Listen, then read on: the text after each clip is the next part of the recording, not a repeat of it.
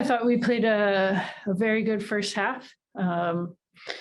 We came out, dominated, forced them backwards. The second half, they kind of took it to us, and they're obviously a great team and possessed it, and made us fight for it.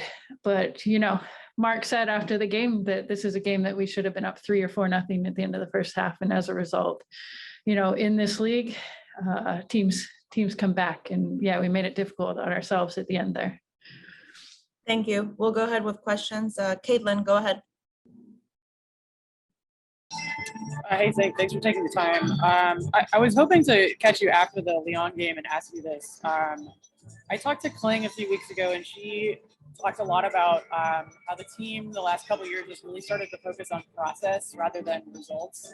And there's been sort of a mindset shift in that sense. And then also, I just get this sense with this group of players that everybody seems to get along really well, and it seems like it's a pretty tight group. And I'm just wondering if I could get your thoughts on whether this is sort of a special Thorns team in those ways. Yeah, it's all fake. We don't like each other. No, this is a special group, and we've been building this team for a few years now with Mark, and then last year, with COVID and everything, we ended up spending a lot of time together. But Kling's right. It's been about process since day one here. It's been about culture. It's the work that we do every day, not necessarily what the fans see on game days.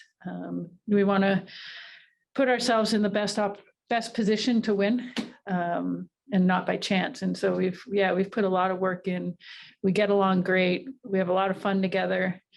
And we know when it's time to put the work in. Obviously, we've got some world-class soccer players, and we've got a very deep roster, which has obviously come in handy this season. But it's a unique group that I think you see on the field that fights for each other and gives everything for each other.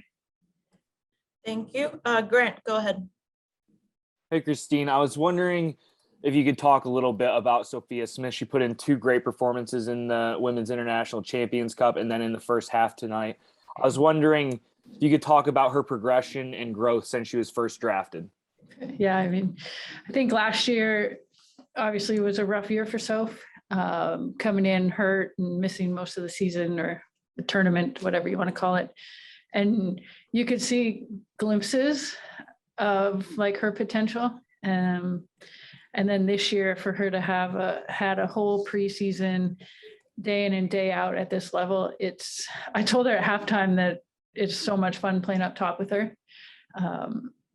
She's world class, and her potential is limitless. And I've told her that if she keeps at it, she'll be one of the best forwards in the world in no time. So just gotta just keep grinding.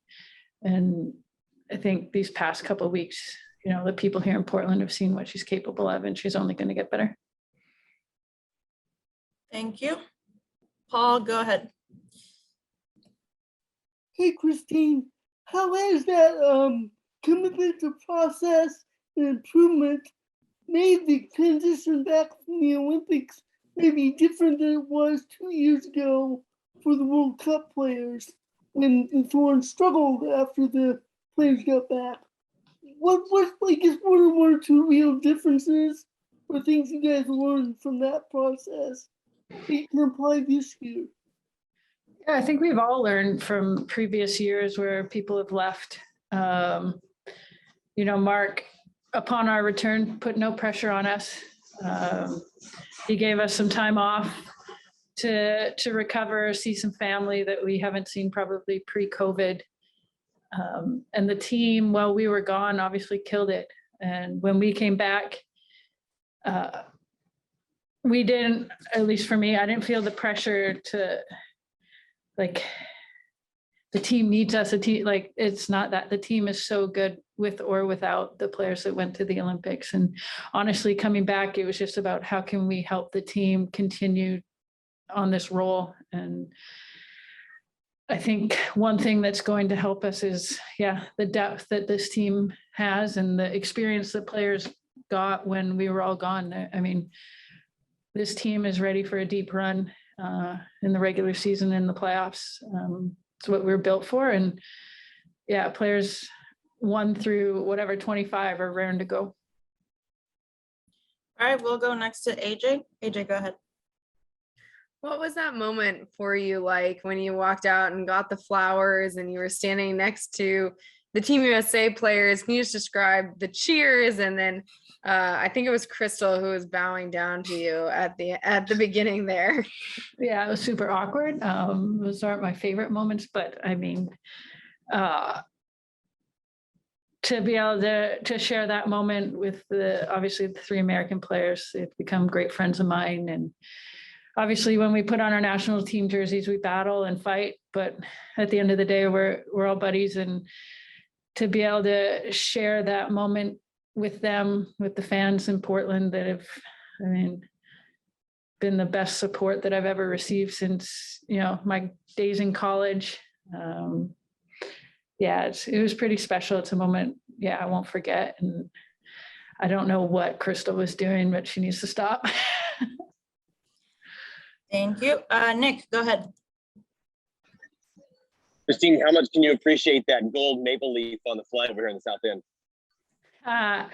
Oh man, I'm not gonna lie, like the gold medal, everything about it, special. And then, like I said, just everything that this city, this organization has done to recognize it.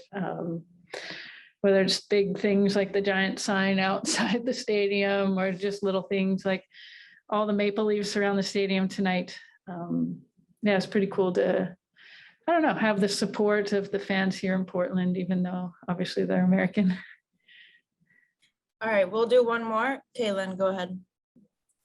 Yeah, you're up in the number 9 today and also on Saturday. And, generally you're in the 10. Just wondering how you felt up there and what went into the decision to play you there instead of at the 10. Yeah, I think talking to Mark, I mean, obviously I'm game to play whatever position the team needs, maybe not center back, but we have some injuries up top, some players coming back from injuries, some players that played a lot of minutes recently. And yeah, he just said, you're playing up top tonight. And I mean, I've played forward my entire career, obviously, except these past couple of years here in Portland. So it's probably the more natural position for me.